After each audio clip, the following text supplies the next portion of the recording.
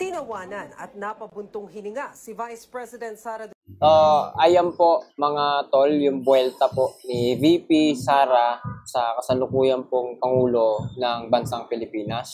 Kung saan sabi po ay trabaho ba ng presidente ng ating bansa ang mag-photo op, no? Kasi kamakailan lang po, meron pong kaganapan na yung pagsusunog po, pag-eliminate ng nakuha na droga, na napakadami pong droga, ay meron pong larawan ng ating Pangulo na kasama po siya doon sa kumbaga eyewitness siya sa nagbura, nagsunog ng mga droga po na nakuha po na ito. Pero ito nga po ay kaagad na binanatan po ng ating pangalawang Pangulo, VP Presidente ng Pilipinas na si Sara Duterte, na ito daw ba'y trabaho ng ating Pangulo.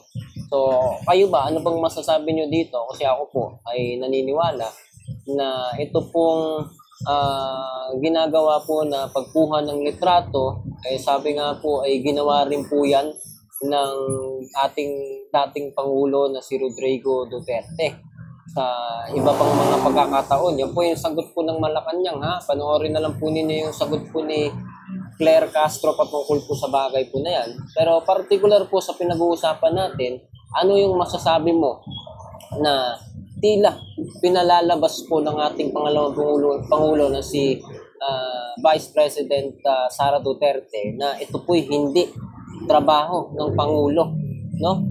Sa akin, at least sa akin, yun po ang dumarating na bakit ka nagpipicture. Kayo ba? Ano bang masasabi ninyo? Kailangan ba sa trabaho ng mga government official ito na sila po'y nakikita ng publiko na parte ng pagsugpo sa droga, paggawa ng mga solusyon o mga trabaho sa gobyerno? Anong masasabi ninyo dyan?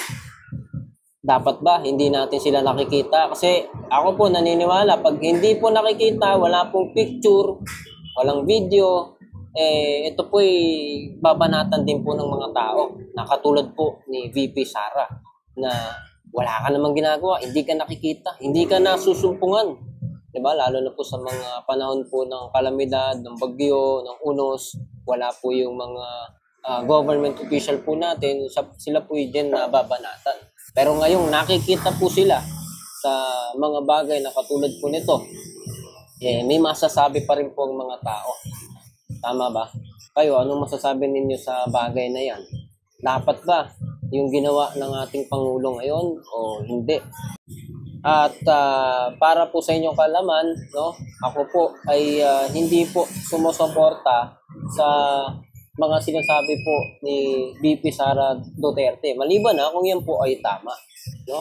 Kasi dito po sa bagay na ito, naniniwala ko hindi po tama yung kanyang sinasabi, no? Kailangan po makita ng mga mamamayan kung ano po ang trabaho po ng mga naglilingkod sa bayan.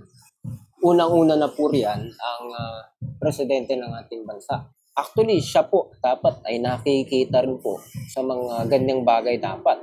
Sa mga gawain, trabaho ng gobyerno, dapat po nakikita siya. Kaya nga po nagiging question ito sa kanya. Ano ba ang ginagawa niya ngayon bilang isang pangalawang Pangulo? Ang iba, bumabanat, pa-travel lang daw, no? Nakikirally sa ibang bansa dahil siya po ay naglilingkod sa kanyang pamilya, hindi naman talaga sa mamamayang Pilipino. Kayo, tingin niyo, totoo ba yung ganong bagay na yun? O isa lamang po yung mga political na labanan? Ako po naniniwala, may realidad po yan at kailangan pong malaman po ng mga Pilipino yan na yung trabaho ng mga politiko ay dapat magserbisyo po sa mga Pilipino. Diba? Nagiging usapin nga po dyan yung pagiging pro-China o pro-Philippines. Ako po naniniwala, kung nasa katwiran ka, alam mo kung anong sagot sa mga bagay na yan. Hindi ka dapat magiging pro-China. Especially, ang China po ang gumagawa ng kamalian kalikuan po sa ating bansa. Especially sa international community. No? Ito po'y lumalabag sa mga bagay mga palatuntunan kung saan ang tinitignan po ng international community ay yung interest ng nakararami, pangangailangan ng nakakarami, no? Dapat hindi po maging ganyan, sarado tayo at hindi tayo open na kilalanin yung mga tao po na nagsasalita sa publiko. Especially po, ito pong mga naglilingkod po sa ating bayan, na katulad po nila Bongbong Marcos, nila Sara Duterte, kilalanin po natin silang maigi. At hindi lamang po tayo suporta sa mga tao, maging idolo sila, kundi tignan po natin kung ano yung ginagawa. Sabi nga nila, track record, no? Ano ba ang ginagawa ng mga tao po na inyong iniidolo, sinusuportahan? Tayo ba ay pinaglalaban ang ating karapatan, ang ating mga mamamayan, lalo na po sa mga usapin po ng national interest ng ating bansa, at tulad po ng WPS, malinaw ka po dapat yan, hindi ka po malabo, alam mo kung ano yung dapat mong ipaglaban para sa mga mamamayan, no? Pagdating po sa mga Duterte, yan po yung problema sa kanila, no? Dati po, isa rin po ako sa natutuwa sa kanilang trabaho patungkol sa mga droga, pero lumabas po yung mga issue na sila po yung pro-China, no? Pati na, kasama na ang kanilang mga kaalyado na sumusuporta rin po sa China at tahasan po nagsasabi niyan. Makikita naman po ninyo yan kung totoo po yung sinasabi natin. Kaya lagi po tayo may disclaimer dahil pinauubaya po natin sa mga viewers po natin, sa mga nakakarinig sa atin, kung ano yung katotohanan. Magsiyasat po kayo at wag po kayong maging bulag sa katotohanan. Suportahan po ninyo kapag tama at tutulan kapag mali.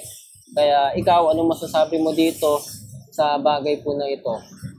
Dapat ba ang mga politiko ay nakikita literally, visually yung kanilang mga trabaho? No? Kasi may mga politiko nga naman na pabibo lang, no? Nagpapasikat lang po sa mga Pilipino, pero sa likod ng camera nagtatago na pala sa kanilang mga trabaho, sa kanilang mga sinumpaang tungkulin sa mamamayan. Yun po yung magiging mahirap kapag kapakitang tao lang po yung ginagawa. Pero kung ito po yung nakikita ng tao, pinakikita sa tao, at ginagawa rin naman nila kahit na wala po ang camera, ako po naniniwala, maganda pong bagay yun. Kasi hindi pwedeng hindi rin nakikita ng tao yung trabaho mo. Kaya ito pong pinupuna ni VP Sara Duterte, ako po itutol rito. Ikaw, suportado mo ba si VP Sara Duterte sa kanyang sinabi dito patungkol kay Bongbong Marcos? Comment down below at don't forget to hit the subscribe or follow button para updated ka palagi sa mga videos natin parating. See ya ulit sa susunod na video.